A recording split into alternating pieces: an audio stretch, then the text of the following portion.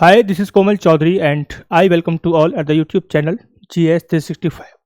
Start करेंगे आज का session current affairs with MCQs and ये रहा हमारा फर्स्ट क्वेश्चन आपके डिस्प्ले पर। फर्स्ट क्वेश्चन हमारा है कि भारतीय वायुसेना और के बीच स्वदेशी प्रौद्योगिकी विकास के लिए एक समझौता ज्ञापन हस्ताक्षर किया गया है। ठीक है, तो हमें ये जांच करना है कि जो समझौता है वो किन किन दो पार्टीज के बीच हुआ है। ठीक है, तो फर्स्ट ऑप्शन हमारा है IIT Ropar, IIT Kanpur, IIT Delhi and IIT Bombay. तो करेक्ट ऑप्शन क्या है हमारा? करेक्ट ऑप्शन हमारा क्या है बताइए? करेक्ट ऑप्शन हमारा है IIT रोपड़। तो ये कॉन्ट्रैक्ट किसके मध्य हुआ है बेटा? ये मध्य हुआ है IIT रोपड़ प्लस किसके बीच? भारतीय वायुसेना, इंडियन एयरफोर्स।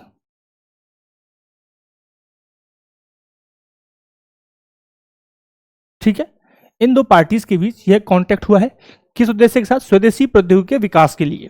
ठीक है साहब, तो कंटेंट समझ में आया कि भारतीय वायुसेना और IIT रोपड़ के बीच एक MOU साइन किया गया है, मेमोरेंडम ऑफ अंडरस्टैंडिंग, जिसका उद्देश्य है कि स्वदेशी प्रौद्योगिकी डेवलपमेंट, जो इंडिजीनियस टेक्नोलॉजी का डेवलपमेंट करना है, उसका विकास करना है, उसके लिए इसे लक्ष्य के साथ इसे साइन किया गया है। ठीक है, क्लियर। तो जब हम बात कर रहे हैं स्वदेशीकरण की, तो स्वदेशीकरण से रिलेटेड एक मिशन हम पढ़ते हैं। कौन सा मिशन बेटा? आत्मनिर्भर भारत मिशन। कौन सा? आत्मनिर्भर भारत मिशन।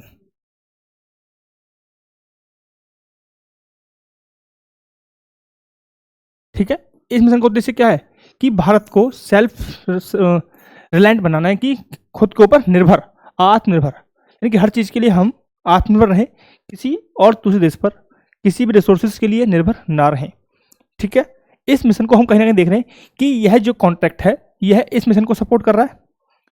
क्या काम है इस मिशन का जो हमने हस्ताक्षर किया है? क्या है? स्वदेशी प्रौद्योगिकी का विकास, यानी कि देसी प्रौद्योगिकी, देसी डेवलपमेंट करना है, यानी कि जो भी टेक्नोलॉजी लाएंगे हम खुद की लाएंगे, विदेश से इंपोर्ट नहीं करेंगे।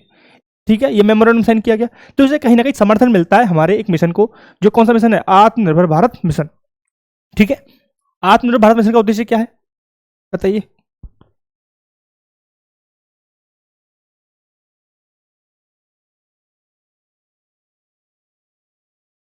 तो क्या है आत्मनिर्भर भारत मिशन का उद्देश्य? इसका सिंपल उद्देश्य है कि भारत को आर्थिक रूप से, तकनीकी रूप से और रणनीतिक रूप से, ठीक है, तो लिख सकते हैं, यानी कि आर्थिक रूप से,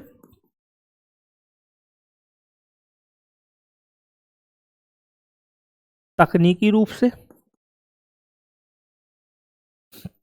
और रणनीतिक। ठीक है, क्या बनाना है? सब इन सभी क्षेत्रों में आत्मनिर्भर बनाना है, यानी कि इन क्षेत्रों में किसी दूसरे देश के ऊपर निर्भर नहीं रह सकते हैं। Clear point? अब आपके दिमाग में एक क्वेश्चन आना चाहिए कि भैया आप एक मिशन बता रहे हो, आत्मनिर्भर मिशन, लेकिन यह मिशन लाया कब था? इसे कौन बताएगा? यह मिशन लाया गया था बेटा 12 मई 2020 को यह मिशन आया था। ठीक है, 12 मई 2020 में इस मिशन की हमें जरूरत पड़ी थी कोविड-19 के दौरान, जब हमने देखा वर्ल्ड लेवल पे सप्लाई चेन बाधित हो रही है, डिस्टर्ब हो रही है, तब हम लाए थे एक मिशन स्वदेशीकरण के लिए, यानी कि आत्मनिर्भर भारत। अब भारत किसी भी चीज़ के लिए किसी दूसरे देश पर निर्भर ना रहे, ज़्यादा से ज़्यादा चीज़ें हम खुद से क्या करें? प्रोड्यूस करें, इंपोर्ट हम कम से कम करें। ठीक है, इसी उद्देश्य के साथ लाया गया था आत्मनिर्भर भारत मिशन, जो कि भारत को आर्थिक रूप से, तकनीकी रूप से और रणनीतिक रूप से हम खुद को आत्मनिर्भर बना पाए। ठीक है, क्लियर पॉइंट है? समझ में आ गया आत्मनिर्भर भारत का उद्देश्य क्या था? ये हमारा उद्देश्य है। ये पॉइंट सारे किसके हैं? ये सारे पॉइंट हमारे उद्देश्य से रिलेटेड हैं। ठीक है, लाया कब गया था? 12 मई 2020। आई होप कि फर्स्ट क्वेश्चन आपके समझ में इजीली आ गया होगा। स्टैटिक पार्ट भी एंड करंट एस्पेक्ट ये है कि IIT रोपड़ के साथ एक कॉन्ट्रैक्ट साइन किया है इंडियन एयरफोर्स ने। ठीक है, चलते हैं आगे। नेक्स्ट क्वेश्चन हमारा है, क्या है? प्रधानमंत्री नरेंद्र मोदी ने निम्नलिखित में से किस राज्य के बांसवाड़ा में 1.22 लाख करोड़ से अधिक की विकास परियोजनाओं का शुभारंभ और उद्घाटन किया? किस प्रदेश में किया है? उत्तर प्रदेश, आंध्र प्रदेश, राजस्थान, मध्य प्रदेश। बताइए सर, किस प्रदेश में यह सब जो हमने बताया कि ये परियोजना की गई है। तो आपको अगर लोकेशन पता है तो यह बता सकते हैं। बेटे बांसवाड़ा पड़ता है राजस्थान में, ठीक है। तो सिंपल सी बात है, ऑप्शन हमारा करेक्ट हो गया राजस्थान। क्या ऑप्शन हो गया? राजस्थान। करेक्ट ऑप्शन हमारा हो गया राजस्थान, यहाँ पे राइट आंसर है, ठीक है। तो हाल ही में प्रधानमंत्री जी ने राजस्थान के जो बांसवाड़ा जिला है वहां पर 1.22 लाख करोड़ की परियोजनाओं का शुभारंभ किया, शिलान्यास किया, ठीक है। Clear point. उन्होंने यहाँ पे माही, एक जगह है माही नदी है, माही राजस्थान में,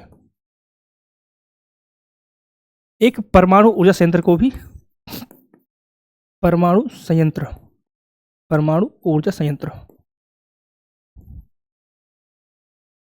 ऊर्जा संयंत्र की भी आधारशिला रखी, यानी कि नींव रख दी है। अब यहाँ पर एक परमाणु संयंत्र भी बन रहा है। कहां पर बनेगा? माही नदी के पास, ठीक है साहब। माही नदी के पास, माही नदी के पास क्या है? बांध है, माही बांध। माही नदी पर एक बांध है, किस नदी पर? माही नदी पर। हाँ, माही नदी पर एक बांध है जिसे बोलते हैं माही बांध, ठीक है। ये हटाता हूं मैं एक बारी, फेंकता हूं माही नदी, माही नदी पर, ठीक है साहब। क्लियर पॉइंट यहां तक। माही नदी पर, माही बांध के पास ये एक प्रोजेक्ट है परमाणु ऊर्जा संयंत्र, ठीक है। माही बांध, माही नदी के पास, माही बांध के पास एक स्पेशल, में और थोड़ा डीप में जाता हूं तो आप यहां पे लिख सकते हैं थोड़ा डीप में जाके, एक जगह है माही बांध के पास नापला, ठीक है। क्योंकि जब एग्जाम में आएगा तो नापला आएगा कि नापला संयंत्र कहां पर लग रहा है, ठीक है। क्लियर। जो माही बांध का हम नाम ले रहे हैं, जो हमने माही बांध का नाम लिया है, इसे बेटा हम एक और नाम से जानते हैं, वो नाम है माही बजाज सागर। क्या बेटा? माही बजाज सागर बांध, इसे हम एक और नाम से जानते हैं, माही बजाज सागर बांध के नाम से भी इसे हम जानते हैं। क्लियर पॉइंट यहां तक? क्लियर। कोई दिक्कत? मैंने बताया कि माही राजस्थान में, बांसवाड़ा जिले में जो प्रोजेक्ट हैं वो डाले गए सारे। बांसवाड़ा में क्या है? एक माही राजस्थान में परमाणु ऊर्जा संयंत्र स्थापित किया जा रहा है। कहां पे किया जा रहा है बेटा? माही बांध पर किया जा रहा है। माही बांध के पास एक जगह है नापला, वहां पर स्थापित किया जा रहा है इस प्रोजेक्ट को। माही बांध को माही बजाज सागर बांध के नाम से भी हम इसे जानते हैं, ठीक है। Clear point. अब थोड़ा सा और समझ लीजिए, थोड़ा और डीप चलते हैं हम, कि माही नदी के बारे में हमने बात की। माही नदी के बारे में हमने बात की, तो माही नदी का उद्गम कहां से होता है बेटा? माही नदी का उद्गम होता है मध्य प्रदेश से, उद्गम होगा मध्य प्रदेश से। माही नदी का उद्गम होता है मध्य प्रदेश से, शाबाश, ठीक है। क्लियर। और यह राजस्थान, फिर ठीक है, कहां जाएगी बेटा? यहां से निकलेगी, फिर जाएगी राजस्थान, राजस्थान से जाएगी गुजरात, और गुजरात से जाएगी अरेबियन सी में। कहां जाएगी बेटा? अरेबियन सी में जाएगी, फिर अरेबियन सागर में, ठीक है। क्लियर पॉइंट यहां तक? कोई दिक्कत परेशानी? Clear, done. इसमें ओवरऑल जो हम बात करें इस प्रोजेक्ट के लिए, 42,000 करोड़ का निवेश यहाँ पे शामिल है, इसके लिए, बांध के लिए स्पेसिफिक, सॉरी इसके लिए परमाणु ऊर्जा संयंत्र के लिए। आई होप कि आपको पता चल गया कि हमने बात की इस क्वेश्चन के माध्यम से कि प्रधानमंत्री जी ने बांसवाड़ा में 1.2 लाख करोड़ रुपए की एक विकास योजना लॉन्च की थी, ठीक है। मैंने बताया कि राजस्थान में एक और नई एक परियोजना है, माही राजस्थान में पड़ता है, और यहाँ पड़ता है परमाणु ऊर्जा संयंत्र को स्थापित करने की बात की है। इसकी आधारशिला रखी गई है, नींव रखी गई है, आधारशिला रखी है, लिख देता हूँ, आधारशिला रखी गई है, ठीक है। आधारशिला यानी कि नींव रखी गई है। आधारशिला और शिलान्यास दोनों की चीज है,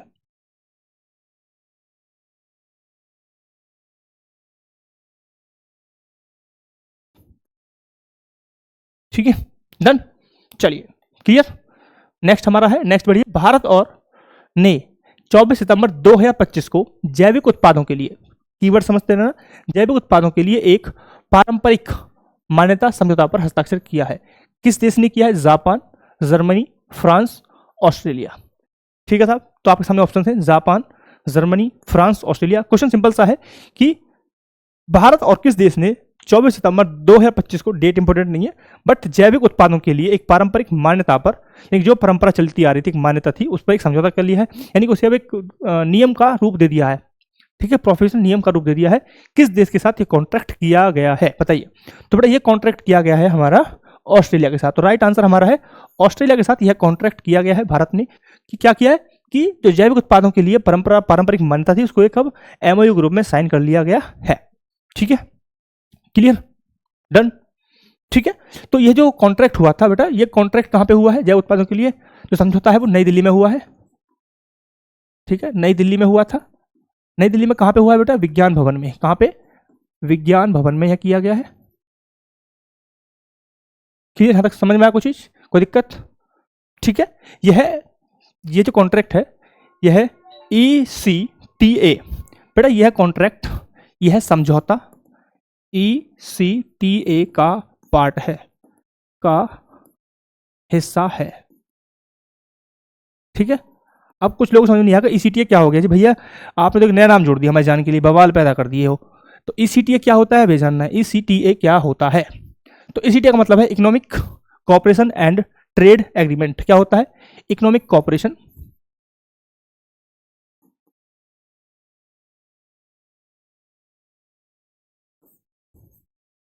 economic cooperation and trade agreement.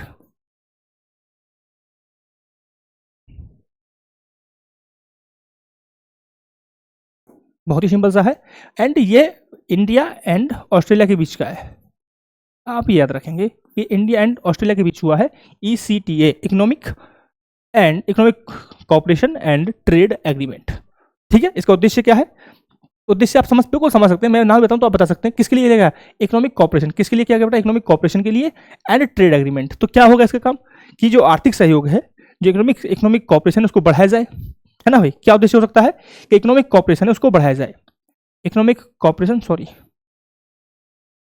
जो इकोनॉमिक कोऑपरेशन है उसको क्या करेंगे? उसको बढ़ाना है, इकोनॉमिक कोऑपरेशन को बढ़ाना है। और ट्रेड एग्रीमेंट है, यानी ट्रेड को क्या करना है? मजबूत करना है। तो भाई नाम से पता चल रहा है ना, रटने की जरूरत नहीं है, आप बिल्कुल सिंपल समझ सकते हो, है ना? कोई भी रटने की सिंगल चीज यहाँ पे जरूरत नहीं है, कोई भी एक वर्ड रटना नहीं है, सिर्फ नाम को अच्छे से डिफाइन कर लो, नाम को सही से पढ़ लो, कोई भी वर्ड आप रटेंगे नहीं कहीं भी। ठीक है, तो इकोनॉमिक, क्योंकि एक सिंपल सी बात, आप एक सिंपल समझो कि जो व्यक्ति इन चीजों को बना रहा है वो भी इंसान है, ह्यूमन है ना, तो जाहिर सी बात है मशीन ये काम नहीं कर रही है, तो इंसान बना रहा है, इंसानों के लिए बना जा रहा है कि इंसान ही उसे यूज करेंगे। ठीक है, तो इकोनॉमिक कोऑपरेशन है, यानी कि जो आर्थिक सहयोग उसको बढ़ाना है, एंड ट्रेड को मजबूत करना है। इस उद्देश्य के साथ इसे क्या किया गया था? साइन किया गया, बनाया गया था। ठीक है, इसे कब बनाया, इसे कब किया गया था?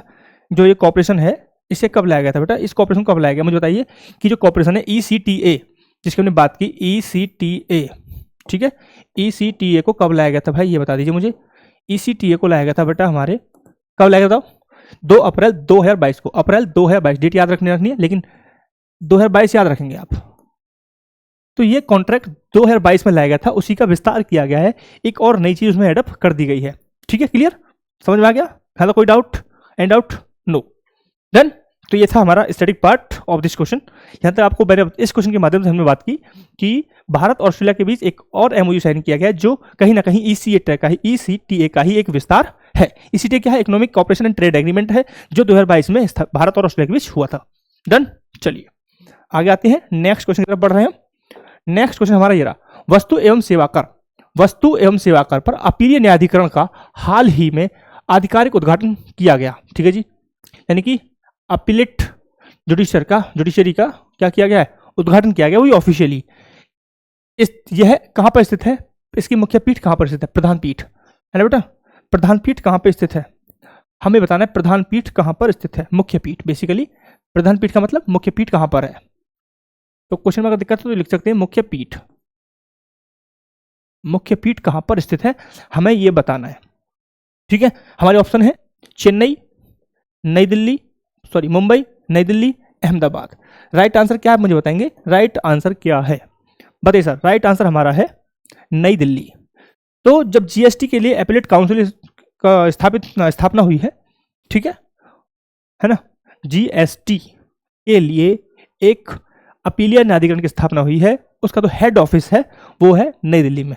मुख्य पीठ, यानी कि आप इसे याद रख सकते हैं हेड ऑफिस की तरह, हेड ऑफिस या फिर हेडक्वार्टर, हेड ऑफिस या हेडक्वार्टर, है ना? ये इसका ऑफिशियल नाम नहीं है, मैं आपको याद करने के लिए बता रहा हूं बस, है ना? तो हेड ऑफिस या फिर हेडक्वार्टर, है ना? ये इसका जो मैंने लिखा है ये इसका ऑफिशियल नाम नहीं है, एग्जाम में ऐसा नहीं आएगा, है ना? बस आपको याद करने के लिए बता रहा हूँ कि मुख्य पीठ और जो और पीठ है उनके डिफरेंस क्या होगा कि जो हेड ऑफिस होगा वो दिल्ली में है, बाकी हर स्टेट में अलग अलग पीठें होंगी। ठीक है, क्लियर। इसका उद्घाटन किसने किया था बताइए भाई। ये जीएसटी किसके अंतर्गत आता है? वित्त मंत्रालय के अंतर्गत आएगा, आएगा नहीं आएगा? तो वित्त मंत्री, ऑब्वियस सी बात है, वित्त मंत्री इसका उद्घाटन करेंगी। तो कौन थे? केंद्रीय वित्त किसने किया है? किसके द्वारा इसका उद्घाटन किया गया बताओ भाई? बताइए। केंद्रीय वित्त एवं कॉरपोरेट मंत्री कौन है बेटा? किसके द्वारा? केंद्रीय वित्त एवं कॉरपोरेट मंत्री। और ये कौन है फिलहाल? कौन है ये? निर्मला सीतारमन जी। ठीक है, कौन है वित्त मंत्री? कौन है? निर्मला सीतारमन जी। ठीक है, कब किया गया है? सितंबर 2025। तो याद रखेंगे, सितंबर 2025 में इसका उद्घाटन किया गया था। डेट, आगे डेट लिख सकते हैं, लिखना है तो लिख सकते हैं, 24 सितंबर की बात है ये, जब इसका उद्घाटन किया गया। ठीक है, 24 सितंबर को उद्घाटन किया गया है। ठीक है, क्लियर। तो इससे कहीं आपको एक नाम मिलेगा, जीएस टेट। ठीक है, एक नाम आपको दिखेगा कहीं जब आप इसको लिखेंगे, जीएस टेट। तो आपको कहीं ये ऐसा भी हो सकता है कि आपको ये क्वेश्चन ना दे करके कि अपीलीय न्यायाधिकरण की जो बोल दे कि जीएस टेट। तो जीएस का मतलब goods and service tax, goods and GST हो गया, और AT goods and service tax appellate tribunal. ठीक है, दोबारा सुन लीजिए, goods and service tax GST, AT का मतलब अपीलेट और ट्राइब्यूनल। ठीक है, अपीलेट ट्राइब्यूनल है। ठीक है, तो कहीं कहीं आपको जीएस टेट भी लिखा दिखो, जीएसटी एक्ट या फिर जीएस टेट, कुछ ही पढ़ लीजिए। ये आपको कहीं इसकी जगह ये भी दिखा आपको मिल सकता है। क्वेश्चन ये कह सकता है कि जीएस टेट का जो प्रधान पीठ है वह कहां पर स्थित है। ठीक है, तो आप कंफ्यूज नहीं होंगे, सेम ही क्वेश्चन है, बस आपका नाम चेंज कर दिया है, यानी कि इसकी जगह जीएस टेट भी लिखा आ सकता है। आप कंफ्यूज नहीं, good and service tax and appellate tribunal. ठीक है, उद्देश्य क्या है कि इसका उद्देश्य क्या है कि जो जीएसटी से संबंधित विवाद हैं, जीएसटी संबंधित जो विवाद हैं उनकी पारदर्शिता के साथ और समय से क्या मिले, सॉल्यूशन देना ही इसका उद्देश्य है। ठीक है, क्लियर पॉइंट है, डन है तो कोई दिक्कत? यानी कि जो विवाद हैं, विवाद जीएसटी से रिलेटेड जो विवाद हैं उनको पारदर्शिता के साथ प्लस समय के साथ, समय से न्याय देना, समय से सॉल्व करना, समाधान करना, ये इसका उद्देश्य है। इस उद्देश्य से इसको लाया गया है। ठीक है, इसका अध्यक्ष कौन है भैया अभी के लिए? तो अध्यक्ष है संजय कुमार मिश्रा। कौन है अध्यक्ष? अध्यक्ष है संजय कुमार मिश्रा। संजय कुमार मिश्रा, डन। यहां पर क्या है? संजय कुमार मिश्रा जी क्या है? इसके अध्यक्ष हैं। ठीक है, क्लियर, यहां तक कोई दिक्कत? यहां तक क्लियर? तो भाई मेरे ये किस नियम के अनुसार काम करेगा? एक ये क्वेश्चन आना चाहिए कि ये किस नियम के अंतर्गत काम करेगा। कुछ नियम कानून तो होगा जिसको मानते हुए, जिसको फॉलो करते हुए जीएस टेट काम करेगा। ठीक, तो केंद्र सरकार ने जीएस टेट के लिए प्रक्रिया अधिनियम लाए हैं, प्रक्रिया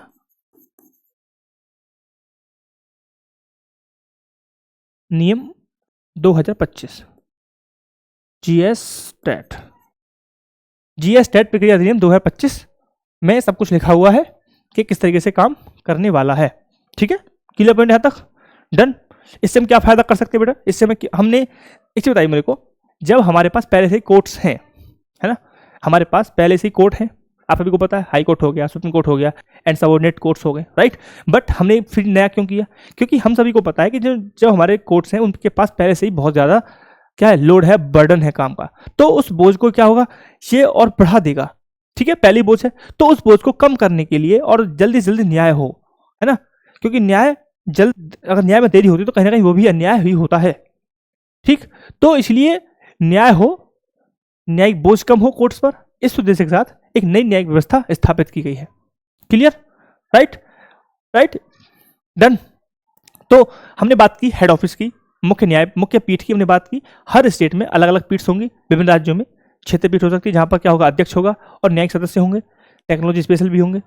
ठीक, दूसरा सबसे इंपॉर्टेंट चीज है, यहां पर आप एक कर सकते हैं, क्या करेंगे आपको रजिस्टर करने के लिए, यहां पर सबसे इंपॉर्टेंट चीज है ई कोर्ट पोर्टल लॉन्च किया गया। साथ ही एक ई कोर्ट पोर्टल, यहां पे ई कोर्ट पोर्टल की बात की गई बेटा, ई कोर्ट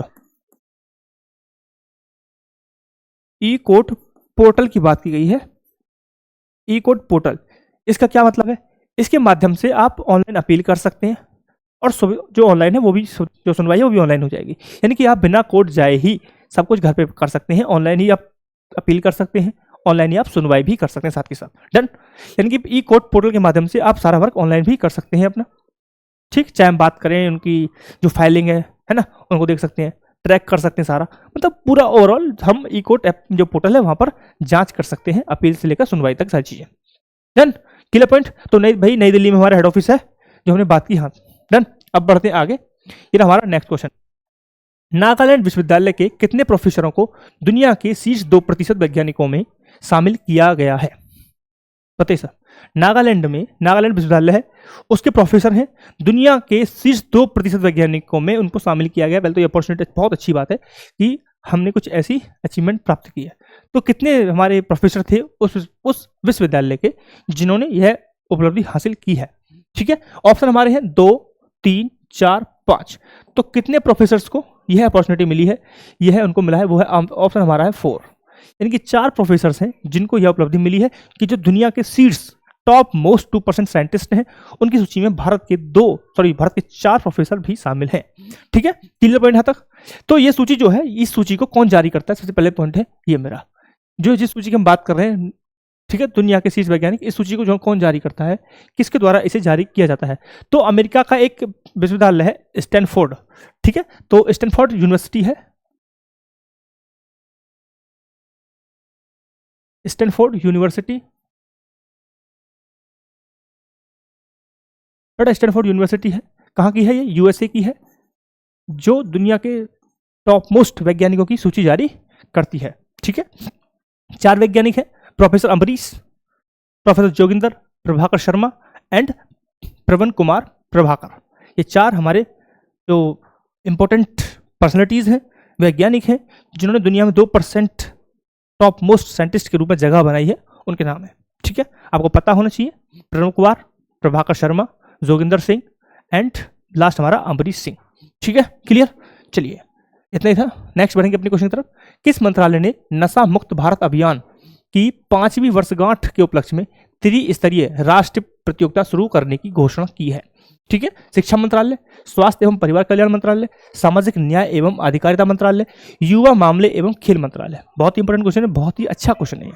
ठीक है, क्योंकि आप सभी को पता है आज के दौर में युवा हमारा नशे की तरफ बढ़ता जा रहा है, उसी को देखते हुए बहुत ही अच्छा इनिशिएटिव है नशा मुक्त भारत अभियान। ठीक है, उसी की जो 5वीं वर्षगांठ है उसे मनाने के लिए एक मंत्रालय है जिस मंत्रालय ने एक प्रतियोगिता लॉन्च की थी? किस मंत्रालय ने यह प्रतियोगिता लॉन्च की है? ठीक है, बताइए। तो बड़ा सिंपल सा, बहुत ही अच्छा है। हमारा ऑप्शन नंबर 3 यहाँ पे है, सामाजिक न्याय एवं अधिकारिता मंत्रालय के द्वारा यह इनिशिएटिव लाया गया है। यानी कि जो प्रतियोगिता की गई है वो राष्ट्रीय लेवल पर सामाजिक न्याय एवं अधिकारिता मंत्रालय के द्वारा की गई थी। ठीक है, क्लियर पॉइंट है, डन।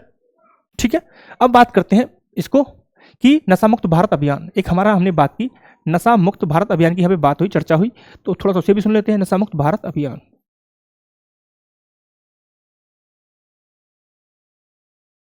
यह किस मंत्रालय की पहल है? मुझे सबसे पहले मुझे जानना है कि आपको क्या लगता है किस मंत्रालय की पहल है? तो यह सामाजिक न्याय एवं अधिकारिता मंत्रालय की ही एक पहल है। किसकी बेटा? सामाजिक न्याय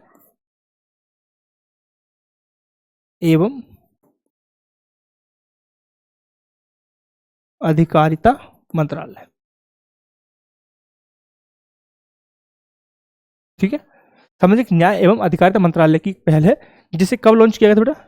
इसे कब लॉन्च किया गया है बताइए? इसे कब लॉन्च किया गया? इसे किया गया 15 अगस्त 2020 में। कब किया गया लॉन्च? इसे लॉन्च किया गया था 15 अगस्त 2020 में। ठीक है, हर क्लियर हो जाए, कोई दिक्कत? मैंने आपसे बात की कि एक मिशन है नशा मुक्त भारत अभियान। ठीक है, किस मंत्रालय ने किया? सामाजिक न्याय एवं अधिकारिता मंत्रालय ने किया। 15 अगस्त 2020 में इसे लॉन्च किया गया। Right, clear. इसमें भागीदार कौन कौन हो सकते हैं? कौन कौन इसमें पार्टिसिपेंट्स हैं? सबसे इंपॉर्टेंट स्टेट्स गवर्नमेंट का बहुत ही इंपॉर्टेंट रोल होता है जब हम बात करते हैं इस तरह के इनिशिएटिव की। जैसे कि नशा मुक्त भारत अभियान एक इनिशिएटिव है, चाहे हम बात करें स्वच्छ भारत का मिशन, है ना, तो उसमें स्टेट लेवल की सरकारें या फिर एनजीओ हो गए, संगठन हो गए, है ना, ऐसी चीज़ें, स्कूल के संस्थान हो गई, इन सब का बहुत ही क्रिटिकल रोल होता है, क्योंकि उसे कोई ऐसा नहीं है कि एक व्यक्ति करेगा तो सारी चीज़ें हो जाएंगी, सबकी भागीदारी जरूरी होती है। इसी तरीके से इस मिशन में भी सभी की भागीदारी बहुत ज़्यादा इंपॉर्टेंट है, चाहे हम बात करें राज्य सरकारें, एनजीओ हो गए, है ना, युवाओं के संगठन हो गए अलग अलग, ठीक है, एनसीसी कैडेट्स हो गए, स्कूल के रूप में स्कूली संस्थाएं होती हैं कुछ, उन सबको, ठीक है, तो वो सब क्या होता है, पार्टिसिपेंट्स होते हैं वो सब, उन सब के योगदान से ही इस मिशन को सक्सेसफुल बनाया जा सकता है। हम खुद के योगदान को भी यहाँ पे कंट्रीब्यूट कर सकते हैं पर्सनली भी, ठीक है।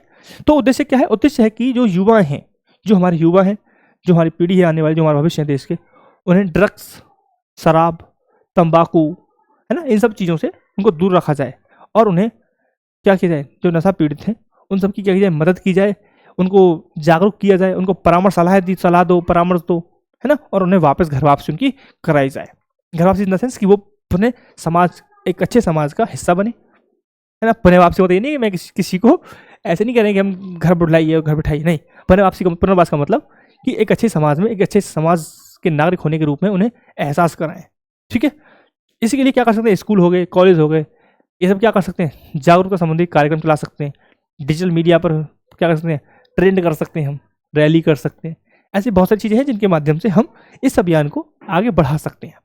क्लियर, ठीक है ना। तो फॉर एग्जांपल हम बात करें, मैंने एक बात करी युवा संगठन, तो आपने सब नाम सुना होगा बजरंग दल का, तो उन्होंने अभियान चलाया था नशा मुक्त युवा विकसित भारत। क्या, नशा मुक्त युवा विकसित भारत।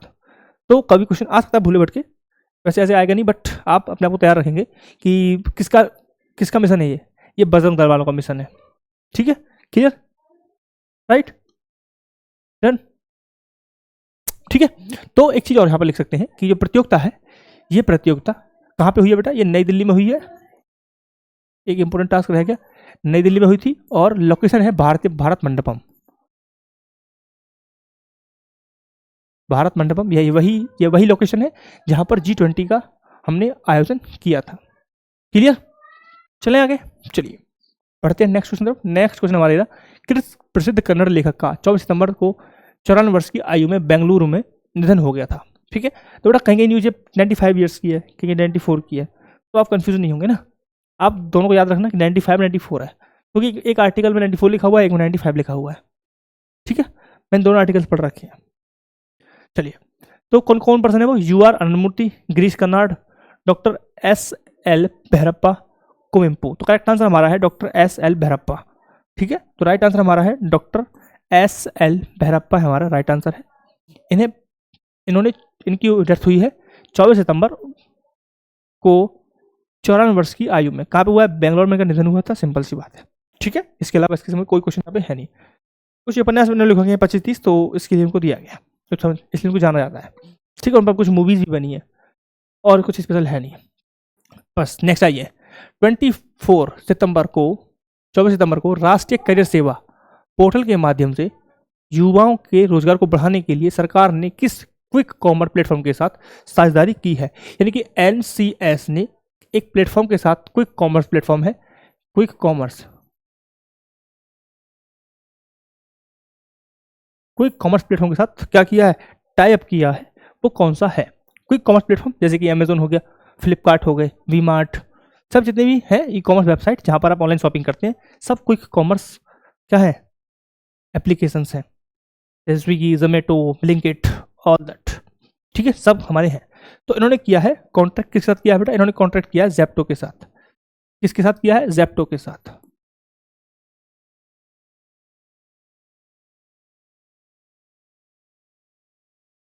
तो करेक्ट ऑप्शन हमारा है ऑप्शन नंबर 4, ज़ेप्टो के साथ इन्होंने कॉन्ट्रैक्ट किया है, ठीक है साहब, क्लियर, डन। अब थोड़ा सा बात करते हैं ये क्या है भाई। ज़ेप्टो तो खूब सिंपल है, क्विक कॉमर्स कंपनी है, इसका कोई दिक्कत नहीं है, ठीक है। NCS क्या है, NCS एक इनिशिएटिव है जो श्रम एवं रोजगार मंत्रालय, श्रम एवं रोजगार मंत्रालय के द्वारा लॉन्च किया गया था। बताता हूँ सारी चीजें, श्रम एवं रोजगार मंत्रालय के द्वारा इसे लॉन्च किया गया था, ठीक है। कब लॉन्च किया गया था, इसे जो लॉन्च किया गया था जुलाई 2015, कब लॉन्च किया गया था, जुलाई 2015, ठीक है। स्पेसिफिक डेट भी याद रख सकते हैं, अगर याद रखना चाहे तो 20 जुलाई है, ठीक है, क्लियर। इसका उद्देश्य क्या था, सिंपल, कि जो युवा हैं उन युवाओं को रोजगार मतलब जॉब, या फिर उनको करियर के लिए गाइड करना, या फिर हम बात करें कौशल विकास के लिए कोई इंटर्नशिप है उनके लिए, सारी सेवाएं इस पोर्टल के द्वारा उपलब्ध कराई जाती हैं। सिंपल, ठीक है। यानी कि यह एक पोर्टल है जो श्रम एवं रोजगार मंत्रालय द्वारा जारी किया गया है। कब स्टार्ट हुआ था बेटा? 20 जुलाई 2015 को इनिशिएटिव लॉन्च किया गया था। उद्देश्य क्या है? सिंपल उद्देश्य है कि जो हमारा यूथ है उसको जॉब अपॉर्चुनिटी, कैरियर गाइडेंस, है ना, स्किल डेवलपमेंट, इंटर्नशिप, ऐसी कोई सेवाएं इस प्लेटफॉर्म के द्वारा प्रोवाइड की जाती हैं। ठीक है, यह एक डिजिटल प्लेटफॉर्म है, कोई ऑफलाइन क्लासेस नहीं होती हैं। ठीक है, ऑनलाइन है सब कुछ। डन। क्वेश्चन हमारा है कि chief of defence staff CDS के रूप में जनरल अनिल चौहान का कार्यकाल किस तारीख तक बढ़ा दिया गया है? ऑप्शन है 31 मार्च 2026, 30 अप्रैल, 30 मई, या फिर 30 जून। तो राइट ऑप्शन हमारा क्या है बताइए। तो जब हम बात कर रहे हैं अपॉइंटमेंट की, तो बेटा एक समिति होती है, कैबिनेट नियुक्ति समिति, कैबिनेट नियुक्ति समिति, जिसे हम बोलते थे ACC, यानी कि अपॉइंटमेंट्स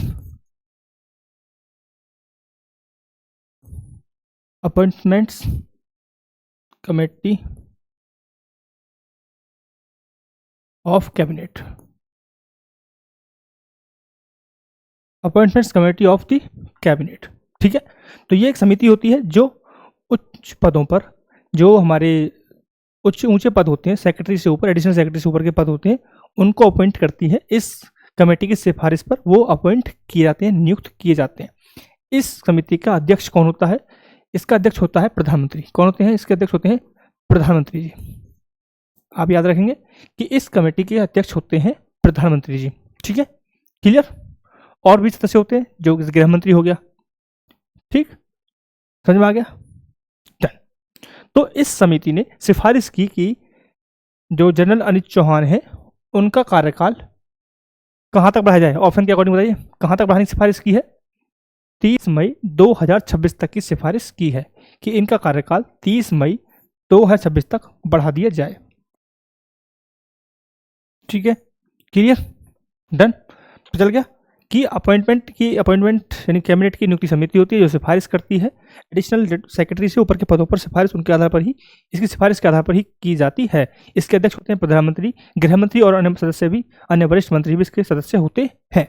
ठीक है, सचिव या उसके ऊपर के जो पद होते हैं उनकी नियुक्ति इस समिति की सिफारिश पर की जाती है। हम बात कर चुके हैं, राइट, क्लियर, डन। ठीक है, तो हमने बात की कि अपॉइंटमेंट कमेटी सिफारिश करती है सचिव या ऊपर के पदों पर। PSU हो गए, कोई आयोग हो गया, कोई नियामक संस्था है जैसे सेबी, RBI, है ना, सेबी RBI हो गया, है ना, और एररी हो गया, इंश्योरेंस के जो रेगुलेटरी फर्म होती है, अथॉरिटी होती है, वो हो गया। इन सब के जो नियुक्ति होती है, या फिर ट्रांसफर हो गया, या फिर हम कहें जो कार्यकाल उसको विस्तार देना, जिस तरीके से अभी क्या हुआ, अनिल चौहान जी के कार्यकाल को विस्तार दिया गया। इसको बोलते हैं, जब कार्यकाल बढ़ता है उसे बोलते हैं कार्यकाल का विस्तार करना। ठीक है, ट्रांसफर हो गया, प्रतिनियुक्ति हो गई, ठीक, CDS हो गए, रक्षा सचिव हो गए, प्रदेश सचिव हो गए, इन सब की जो इंपॉर्टेंट पद है ना, इन सब की जो नियुक्ति होती है वह कैबिनेट की नियुक्ति समिति की सिफारिश पर ही की जाती है।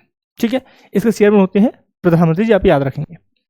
इतना ही था इस क्वेश्चन के लिए, बढ़ेंगे आगे। नेक्स्ट क्वेश्चन क्या है हमारा? नेक्स्ट क्वेश्चन था अंत्योदय दिवस निम्नलिखित में से किस नेता की जयंती के उपलक्ष्य में मनाया जाता है?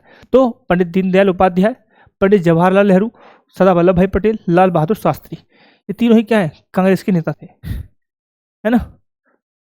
ठीक, सरदार वल्लभ भाई पटेल को छोड़ दो। तो राइट ऑप्शन हमारा क्या है? करेक्ट ऑप्शन हमारा है पंडित दीनदयाल उपाध्याय। पंडित दीनदयाल उपाध्याय के जन्म दिवस के रूप में हम क्या मनाते हैं बेटा? अंत्योदय दिवस मनाते हैं। ठीक है, इनका जो जन्म दिवस है वो कब हुआ था? 25 सितंबर 1916। कब हुआ था बेटा? 25 सितंबर 1916 को हुआ था, उत्तर प्रदेश में। कहाँ पे? उत्तर प्रदेश में, मथुरा में। ठीक है, उत्तर प्रदेश का डिस्ट्रिक्ट है मथुरा, वहाँ पे इनका जन्म हुआ था। ये आप याद रखेंगे कि 25 सितंबर को हम अंत्योदय दिवस मनाते हैं, क्योंकि 25 सितंबर को ही पंडित दीनदयाल उपाध्याय का क्या था? जन्म दिवस है। ठीक है, क्लियर पॉइंट। और यह कब से स्टार्ट हुआ है? यह दिवस हम मनाते हैं 2014 से। कब से मनाते हैं बेटा? 2014 से इसे हम मनाते हैं। तो यह दिवस हम कब से इनिशिएट कर रहे हैं? अंत्योदय दिवस अंत्योदय दिवस कब से मना रहे हैं बेटा हम? 2014 से मना रहे हैं। 2014 से प्रारंभ शुरू, ठीक है। 25 सितंबर को मनाया जाता है, ये आपको बताया गया, पहले आपको बता दिया गया, ठीक है। डन, यहाँ से कोई दिक्कत? डन।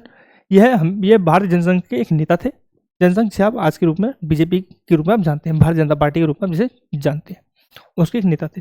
तो 2014 में उनकी सरकार बनी, इन्होंने ये कर दिया, ठीक है। चलिए आगे बढ़ते हैं, नेक्स्ट क्वेश्चन देखते हैं।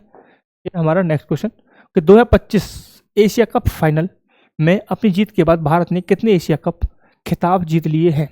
अभी हुआ ना फाइनल कल परसों, तो उसमें एशिया कप में भारत जीता है। तो भारत ने उस जीत के बाद टोटल कितनी बार यह खिताब जीता है? 6, 7, 8, 9। तो राइट आंसर हमारा है 9। 9 बार भारत ने यह खिताब जीत लिया है, एशिया कप को 9 बार भारत ने जीता है, ठीक है। तो यह जो इवेंट था यह कहाँ पे हुआ था? तो दुबई अंतर्राष्ट्रीय स्टेडियम। कहाँ पे हुआ था बेटा? एशिया कप का फाइनल हुआ था दुबई अंतर्राष्ट्रीय स्टेडियम, दुबई अंतर्राष्ट्रीय स्टेडियम में यह हुआ था, ठीक है। क्लियर? भारत ने जीता है, तो भारत ने कितने विकेट से जीता है? भारत ने कौन जीता है? जीत हुई है किसकी? भारत की। भारत जीता है, 5 विकेट से जीता था, ठीक है। अगेंस्ट में कौन था? पाकिस्तान, ठीक है। क्लियर? डन। तो इस इवेंट को जीतने के बाद एक इंपॉर्टेंट फैक्ट ये बन के निकला है कि भारत ने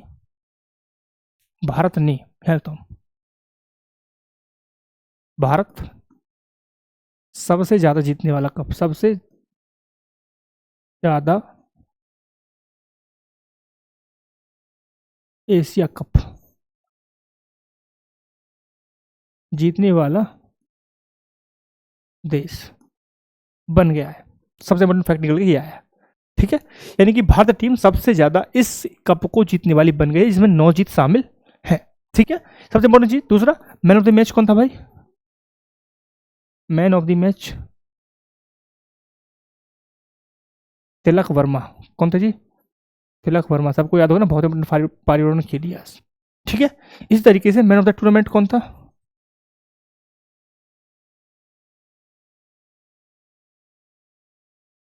कौन था भाई? अभिषेक शर्मा ना। मैन ऑफ द टूर्नामेंट कौन था? Abhishek Sharma. Player of the tournament Abhishek Sharma.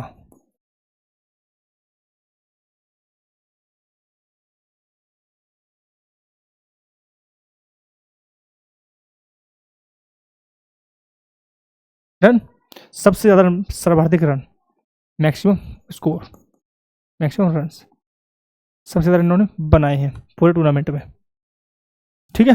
Kuldeep Yadav. एक और सबसे इंपॉर्टेंट क्वेश्चन, सबसे मूल्यवान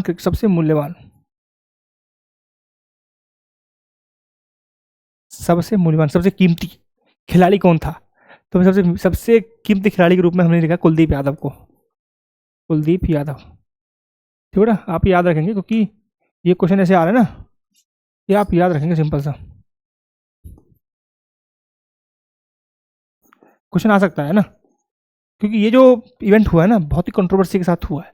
इस इवेंट से पहले बहुत सारे क्या हुए, ट्रेंड चलाया गया कि ये इवेंट ना हो, भारत पाकिस्तान के खिलाफ ना खेले, तब भी ये खेला गया है, ठीक है। तो player of the tournament Abhishek Sharma, सबसे ज्यादा रन उन्होंने बनाए। सबसे मूल्यवान खिलाड़ी कौन था? कौन है भाई हमारे? अभिषेक शर्मा जी, ठीक है। मैं एक रील देख रहा था इंस्टाग्राम पे, उसमें कह रहा था कि हम तो भाई स्पेलिंग याद करके कहते शर्मा जी की, है ना, और क्वेश्चन आ गया साला वर्मा का। दिक्कत ये हो गई, इसलिए हम हार गए मैच। ऐसे लोग वायरल हो रहे हैं, ठीक है। थोड़ा समझते हैं एशिया कप के बारे में। एशिया कप के बारे में समझते हैं कि एशिया कप कब से स्टार्ट हुआ था, एशिया कप का प्रारंभ कब से हुआ? एशिया कप का प्रारंभ कब से हुआ है? 1984, 1984 से इसको स्थापित किया गया, स्टार्ट किया गया, शुरू, ठीक है। इसको गवर्न करती है, रेगुलेट करती है एसीसी, एशिया क्रिकेट काउंसिल, ठीक है। डन। एशिया क्रिकेट काउंसिल इसको रेगुलेट करती है, मैनेज करती है, प्रबंधित करती है, सब कुछ वही करती है। Done, clear? और यहाँ कुलदीप यादव के बारे में थोड़ा लिख लो कि इन्होंने मैक्सिमम विकेट भी लिए हैं, मैक्सिमम विकेट मैक्सिमम वीआईसी के 80। ठीक है साहब, मैक्सिमम विकेट भी इन्होंने ही लिए हैं।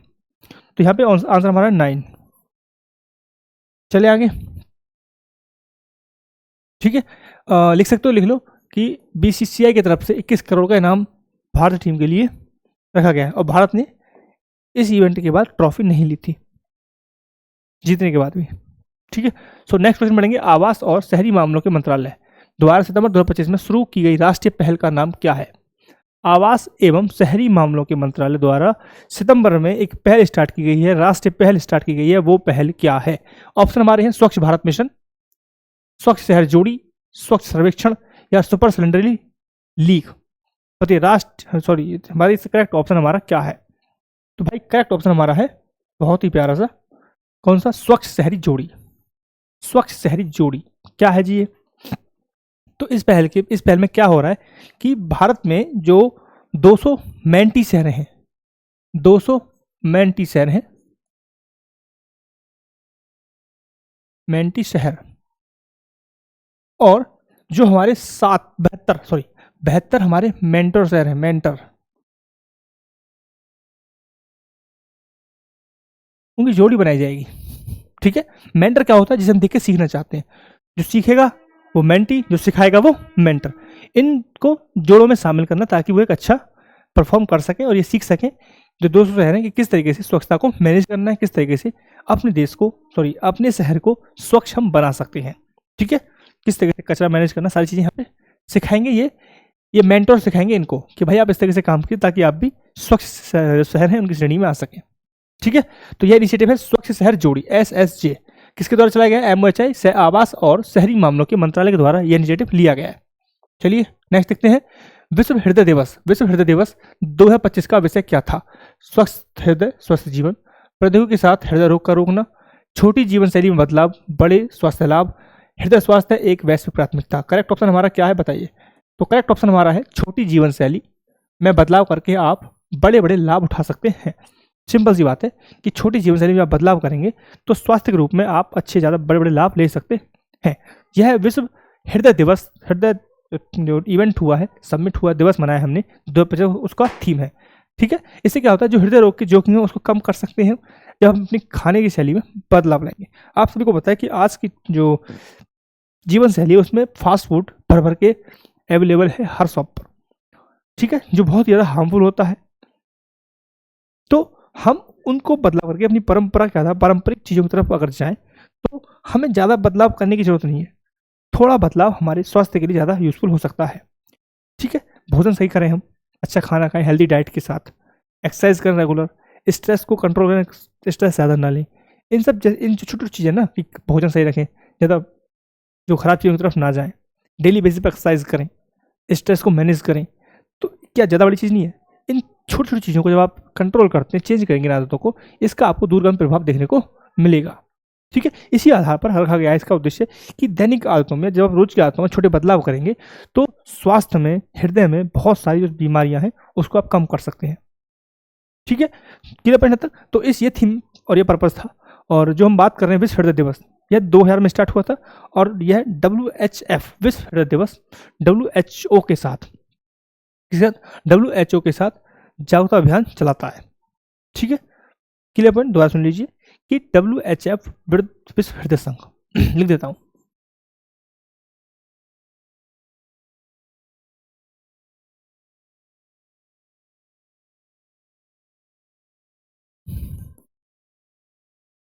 विश्व हृदय संघ विश्व स्वास्थ्य संगठन WHO के सहयोग से हृदय स्वास्थ्य के बारे में जागरूकता बढ़ाने के लिए, ठीक है,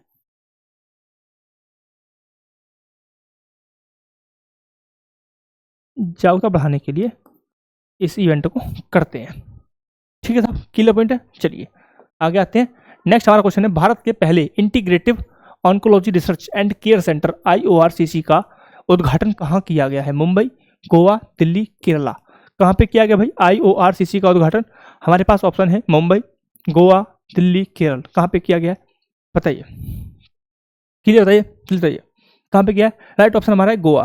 ठीक है, तो करेक्ट ऑप्शन हमारा है गोवा। तो गोवा में IORCC का उद्घाटन किया गया। किसका बेटा? IORCC का उद्घाटन कहाँ पे किया गया? गोवा में इसका उद्घाटन किया गया है। राइट, ठीक है। उद्घाटन किसने किया है? AIIA ने। किसने? AIIA द्वारा इसका उद्घाटन किया गया है, AIIA द्वारा, यानी कि all India institute of Ayurveda. ये हम पढ़ चुके हैं ना, कर चुके हैं discuss. All India institute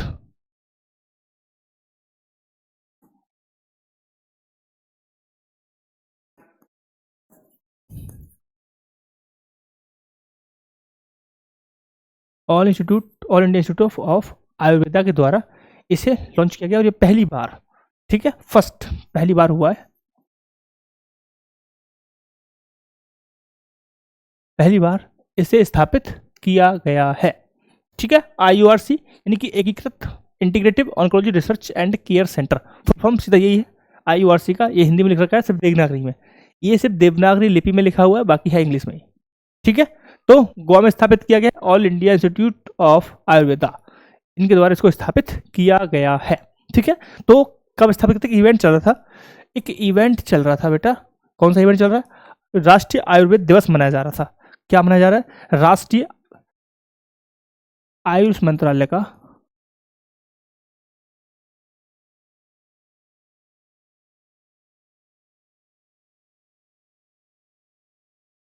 Ayush मंत्रालय क्या कर रहा था? एक इवेंट बना रहा है, राष्ट्रीय आयुर्वेद दिवस मनाया जा रहा था, राष्ट्रीय आयुर्वेद दिवस,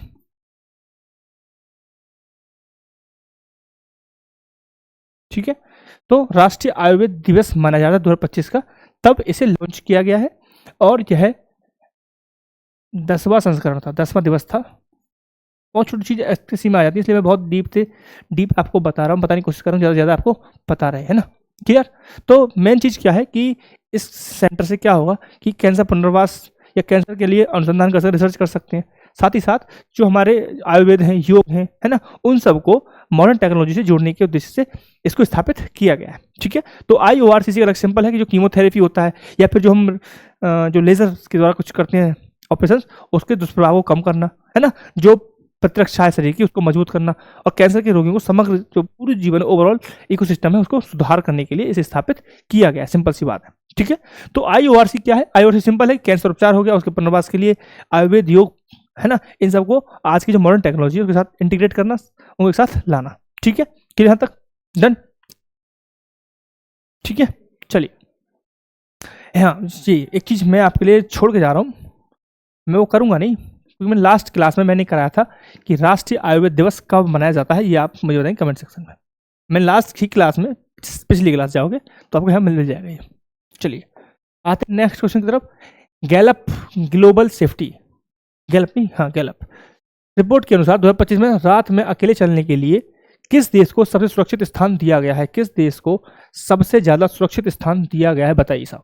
चीन, सिंगापुर, तजाकिस्तान, ओमान। किस देश को सबसे ज्यादा सुरक्षित स्थान दिया गया है? तो सबसे इंपॉर्टेंट क्वेश्चन यहाँ बन जाता है सिंगापुर, यानी कि सिंगापुर सबसे ज्यादा सेफेस्ट रात में चलने के लिए जगह है, ठीक है। और यहाँ पे जो सर्वे हुआ है 98% लोगों का ये कहना है कि हाँ सेफ है ये, ठीक है। उससे इसके बाद सबसे फिर दूसरा नंबर आता है तजाकिस्तान का, सेकंड रैंक तजाकिस्तान की है, फिर थर्ड चीन की है, और फोर्थ रैंक यहाँ पे आता है हमारा ओमान, ठीक है। तो आपको चारों ही जो फर्स्ट टॉपर्स थे सबको आपको पता चल गया।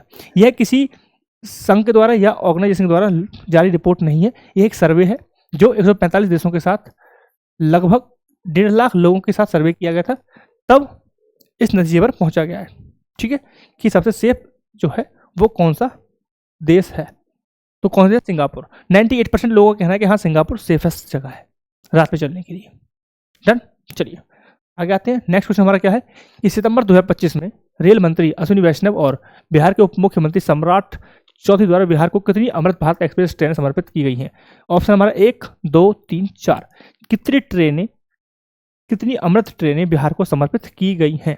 ठीक है, तो बेटा 3 ट्रेनें यानी कि Amrit Bharat express, 3 Amrit Bharat express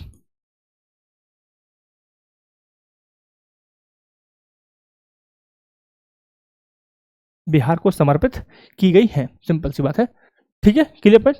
total overall जो बिहार को पूरी परियोजना है वो 7 ट्रेनों की है, 7 ट्रेन समर्पित की गई है, 7 ट्रेनों की परियोजना है जिसमें 3 ट्रेनें अमृत भारत एक्सप्रेस है, ठीक है, जो परियोजना चल रही है बिहार में, उसमें बेटा 7 ट्रेनों की परियोजना, 7 ट्रेनों की परियोजना है पूरी, ठीक है, जिसमें 3 ट्रेनें अमृत भारत एक्सप्रेस की हैं। डन। चलिए नेक्स्ट हमारा क्या है, भुवनेश्वर में दूसरे राष्ट्रीय मध्यस्थता सम्मेलन 2025 का उद्घाटन किसने किया? उड़ीसा के मुख्यमंत्री मोहन चरण मांझी, भारत के मुख्यमंत्री न्यायाधीश डी आर गवई, उड़ीसा के राज्यपाल हरिहर बाबू कम्बक्रति, अटॉर्नी जनरल आर वेंकट रमणी। कौन सा ऑप्शन यहाँ पे सही है? भुवनेश्वर में एक राष्ट्रीय मध्यस्थता सम्मेलन चल रहा है जिसका उद्घाटन किसने किया था? तो करेक्ट ऑप्शन हमारा है ऑप्शन बी, भारत के मुख्य न्यायाधीश, यानी CJI, chief justice of India.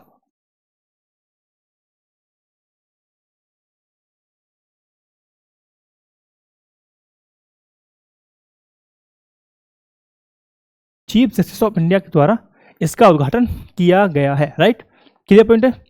Done. तो समाचार में न्यूज में इसलिए है कि एक सम्मेलन चल रहा है, राष्ट्रीय मध्यस्थता सम्मेलन, कहाँ पे हो रहा है बेटा? ये बताइए, भुवनेश्वर में हो रहा है।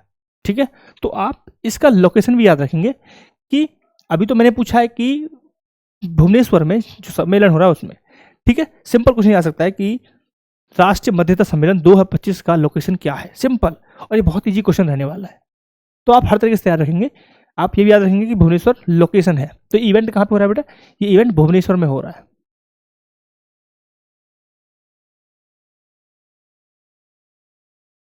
ठीक है, भुवनेश्वर में इवेंट हो रहा है। उद्देश्य क्या है कि जो अदालत है उसकी भीड़ कम हो, न्याय जल्दी से डिलीवर हो। ठीक है, इन सब चीज़ों के लिए इस इवेंट को किया जाता है। राइट, कोई दिक्कत? चलिए बढ़ते हैं नेक्स्ट क्वेश्चन तरफ।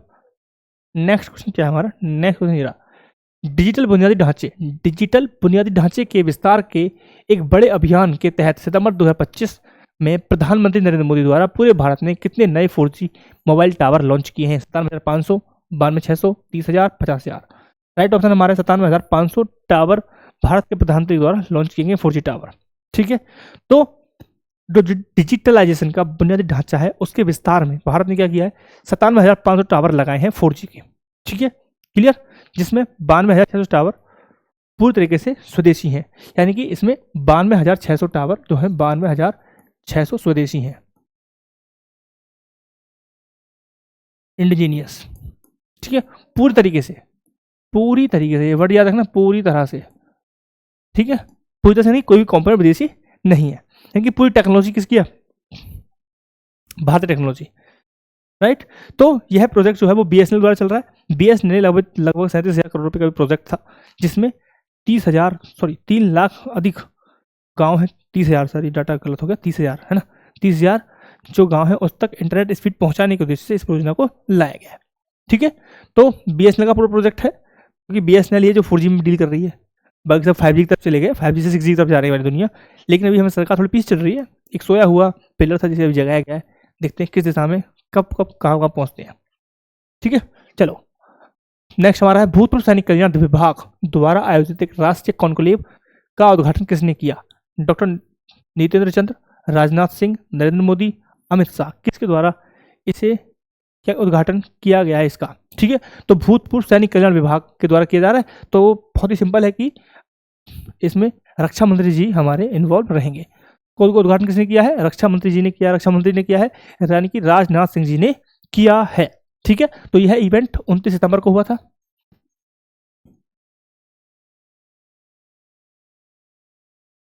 यह इवेंट 29 सितंबर को किया गया है।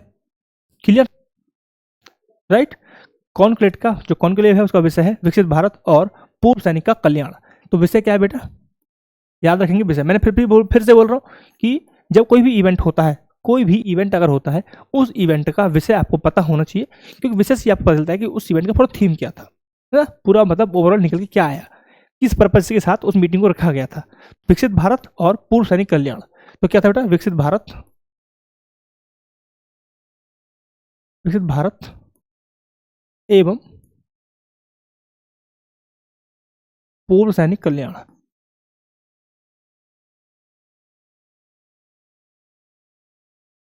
विकसित भारत एवं पूर्व सैनिक कल्याण। ठीक है, क्लियर, डन? यहां तक कोई दिक्कत परेशानी बताइए, कोई दिक्कत हो बताइए। डन, चलिए बहुत सिंपल सा था। आगे आते हैं, नेक्स्ट हमारा है माता अमृतानंदमयी के 72वें जन्मदिवस के समारोह के दौरान डॉक्टर मनीषा की वी रमेश की पुस्तक सेम हार्ट सेम वर्ल्ड का विमोचन किसने किया? माता अमृतानंदमयी, डॉक्टर एल मुरुगन, न्यायमूर्ति के वी राज जय कुमार, डॉक्टर मनीषा वी रमेश, किसके द्वारा इस बुक का विमोचन किया गया है? तो बेटा इस बुक का विमोचन किया गया है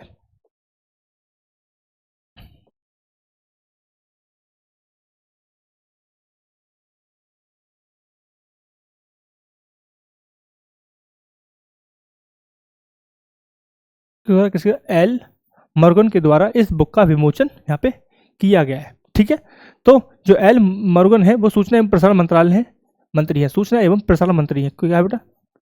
सूचना एवं